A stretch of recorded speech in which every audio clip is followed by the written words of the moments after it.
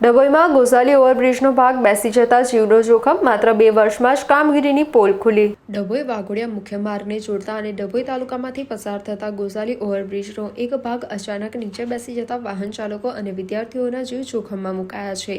કરોડોના ખર્ચે માત્ર 2 વર્ષ પહેલા બનેલા આ બ્રિજની ક્ષતિગ્રસ્ત હાલતે તંત્રની નબળી કામગીરી અને કોન્ટ્રાક્ટરની લોલમલોલ ખુલ્લી પાડી દીધી છે। આ ઓવરબ્રિજ ડભોઈથી વાઘોડિયા જીઆઈડીસી તરફ જતા શ્રમિકો, વેપારીઓ, શાળા કોલેજના વિદ્યાર્થીઓ અને દર્દીઓ માટે અત્યંત મહત્વનો માર્ગ છે।